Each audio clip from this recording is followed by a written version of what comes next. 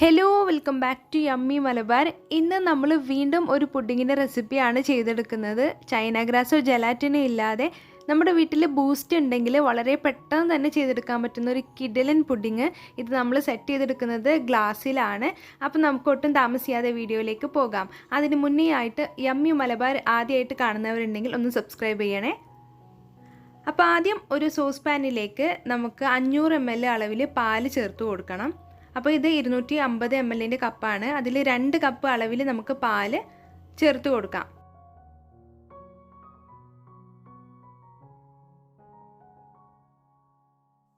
പാല് ചേർത്ത് കൊടുത്തു കഴിഞ്ഞാൽ നമുക്കിനി ബൂസ്റ്റ് ഇതിലേക്ക് ഇട്ട് കൊടുക്കാം. ഞാൻ 5 രൂപയുടെ പാക്കാണ് എടുത്തിട്ടുള്ളത്. അതിലൊരു പാക്ക് പൊട്ടിച്ചിട്ട് നമുക്കിതിലേക്ക് ഇട്ട് കൊടുക്കാം.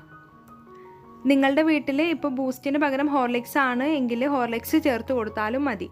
ഇതിലേക്ക് നമുക്ക് ആവശ്യത്തിനുള്ള മധുരം ചേർത്ത് കൊടുക്കാം. ഞാനൊരു 5 ടേബിൾ സ്പൂൺ അളവിൽ മധുരം ചേർത്ത് കൊടുക്കുന്നുണ്ട്. ഇതൊരു അത്യാവശ്യം മധുരമുള്ള പുഡിങ്ങായിട്ട് നമുക്ക് കിട്ടും. ഒരു 5 ടേബിൾ സ്പൂണൊക്കെ ചേർത്ത് കൊടുത്ത് കഴിഞ്ഞാൽ അപ്പോൾ ഇത് മിക്സ് ആയി കഴിഞ്ഞാൽ നല്ലൊരു കളറിനായിട്ട് ഞാൻ 1 ടീസ്പൂൺ അളവിൽ കൊക്കോ പൗഡർ ചേർക്കുന്നുണ്ട്. ഇത് നിർബന്ധമില്ല, നിങ്ങളുടെ കയ്യിൽ ഉണ്ടെങ്കിൽ മാത്രം ചേർത്ത് കൊടുത്താൽ മതി. ഇപ്പോൾ നിങ്ങൾ ഹോർലിക്സ് ചേർത്ത് കൊടുക്കുകയാണെങ്കിൽ ഈ കൊക്കോ പൗഡർ ചേർക്കുന്ന സ്റ്റെപ്പ് അങ്ങ് സ്കിപ്പ് ചെയ്യണം. ഇനി ഇതിലേക്ക് 3 ടേബിൾ സ്പൂൺ അളവിൽ കോൺഫ്ലോർ ചേർക്കണം. അപ്പോൾ കോൺഫ്ലോർ നമ്മൾ പാലിൽ മിക്സ് ചെയ്തിട്ട് വേണം ഇതിലേക്ക് ചേർത്ത് കൊടുക്കാനായിട്ട്. ഞാനൊരു 4 ടേബിൾ സ്പൂൺ അളവിൽ പാലും കൂടി എടുത്തതിന് ശേഷം നമുക്കൊരു സ്പൂൺ വെച്ചിട്ട് നന്നായിട്ട് കട്ടകളില്ലാത്ത രീതിയിൽ മിക്സ് ചെയ്തിട്ട് മാറ്റി വെക്കാം. കോൺഫ്ലോർ ചേർക്കുന്നതിന് മുൻപായിട്ട് നമുക്ക് ഈ ബൂസ്റ്റ് ഒന്ന് ചൂടാക്കി എടുക്കണം. അതായത് ബൂസ്റ്റ് ചൂടായി കഴിഞ്ഞാലാണ് അതിൽ എന്തെങ്കിലും കട്ട പിടിച്ച് കിടക്കുന്നതൊക്കെ ഉണ്ടെങ്കിൽ മെൽറ്റായിട്ട് പോകുള്ളൂ. അപ്പോൾ നമ്മുടെ ഈ പാല് ബൂസ്റ്റ് ചേർത്ത പാല് ഒന്ന് ചൂടാക്കി എടുത്തതിന് ശേഷം മാത്രമേ നമുക്ക് കോൺഫ്ലോർ ചേർക്കാൻ പറ്റുള്ളൂ. അപ്പോൾ ഇതൊന്ന് ചൂടായി വന്നാൽ നമ്മൾ നേരത്തെ മിക്സ് ചെയ്ത് വെച്ച കോൺഫ്ലോർ നമുക്കിതിലേക്ക് ചേർത്ത് കൊടുക്കാം. ഞാൻ മീഡിയം ഫ്ലെയിമിൽ വെച്ചിട്ടാണ് കണ്ടിന്യൂസ് ആയിട്ട് മിക്സ് ചെയ്തുകൊണ്ടിരിക്കുന്നത്. നിങ്ങൾ കണ്ടിന്യൂസ് ആയിട്ട് തന്നെ മിക്സ് ചെയ്തുകൊണ്ടിരിക്കണം, അല്ലെങ്കിൽ ഇത് അടിക്ക് പിടിക്കാനുള്ള സാധ്യത വളരെ കൂടുതലാണ്. വളരെ കുറഞ്ഞ തീയിലൊന്നും വെക്കേണ്ട ആവശ്യമില്ല, മീഡിയം ഫ്ലെയിമിൽ വെച്ചിരുന്നാൽ മതി. നല്ലൊരു ഫ്ലേവർ കിട്ടാനായിട്ട് 1/2 ടീസ്പൂൺ അളവിൽ വാനില എസൻസും കൂടി ചേർത്ത് കൊടുക്കുന്നുണ്ട്. ഇതുണ്ടെങ്കിൽ മാത്രം ചേർത്ത് കൊടുത്താൽ മതി. വീണ്ടും മിക്സ് ചെയ്തെടുക്കുക. ഇനി ഇത് നന്നായിട്ട് തിക്കായി വരുന്നത് വരെ നമ്മൾ മീഡിയം ഫ്ലെയിമിൽ വെച്ചിട്ട് കണ്ടിന്യൂസ് ആയിട്ട് മിക്സ് ചെയ്തുകൊണ്ടിരിക്കുക. ഇത്രയേ ഉള്ളൂ ഈ പുഡിങ്ങിൻ്റെ പ്രോസസ്സ് എന്ന് പറയുന്നത്. പിന്നെ ഒരു ഇമ്പോർട്ടൻറ്റ് കാര്യം, ഞാനിപ്പോൾ 3 ടേബിൾ സ്പൂൺ അളവിൽ കോൺഫ്ലോർ ചേർത്ത്, പക്ഷേ ഇത് എനിക്ക് ഒരു 10 മിനിറ്റ് കഴിഞ്ഞിട്ടും അത്ര പെർഫെക്റ്റായിട്ട് തിക്കായിട്ട് വന്നിട്ടില്ല.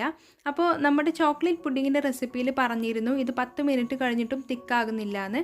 അപ്പോൾ ഞാൻ യൂഷ്വലി യൂസ് ചെയ്യുന്ന കോൺഫ്ലോറിൻ്റെ കമ്പനിയല്ല ഞാൻ ഇത്തവണ യൂസ് ചെയ്ത കോൺഫ്ലോർ, വ്യത്യാസമുണ്ട്. വേറെ ബ്രാൻഡാണ് യൂസ് ആക്കിയത്.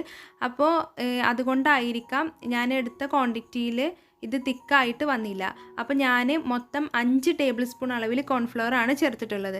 അപ്പോൾ നിങ്ങൾ ആദ്യം 3 ടേബിൾ സ്പൂൺ ചേർക്കുക. എന്നിട്ട് ഒരു 10 മിനിറ്റ് കഴിഞ്ഞിട്ടും തിക്കായിട്ട് വന്നില്ല എങ്കിൽ നിങ്ങൾ കുറച്ചുകൂടി കോൺഫ്ലോർ കുറച്ച് പാലിൽ മിക്സ് ചെയ്തിട്ട് ഇതിലേക്ക് ചേർത്ത് കൊടുത്തിട്ട് നന്നായിട്ട് തിക്കായി വരുന്നത് വരെ കണ്ടിന്യൂസ് ആയിട്ട് മിക്സ് ചെയ്തുകൊണ്ടിരിക്കുക.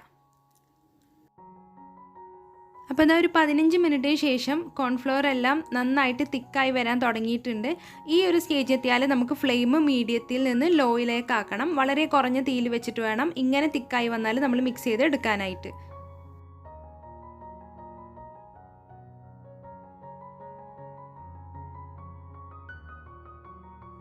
അപ്പോൾ ഇത്രയേ ഉള്ളൂ, നമ്മുടെ പുഡിങ്ങിൻ്റെ മിക്സ് ഇവിടെ റെഡി ആയിട്ടുണ്ട്.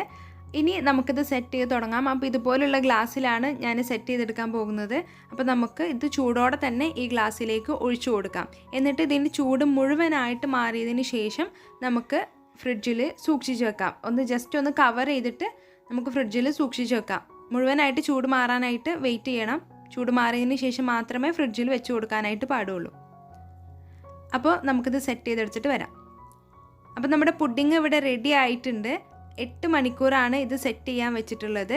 മിനിമം 8 മണിക്കൂറെങ്കിലും നിങ്ങളിത് സെറ്റ് ചെയ്യാൻ വേണ്ടിയിട്ട് വെക്കണം. ഒരു ഡെക്കറേഷനായിട്ട് ബൂസ്റ്റ് തന്നെ ഇതിൻ്റെ മുകളിൽ ഇട്ട് കൊടുക്കുന്നുണ്ട്.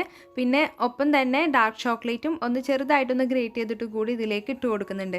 അപ്പോൾ ഇത്രയേ ഉള്ളൂ, വളരെ ടേസ്റ്റി ആയിട്ടുള്ള നമ്മുടെ പുഡിങ് ഇവിടെ റെഡി ആയിട്ടുണ്ട്.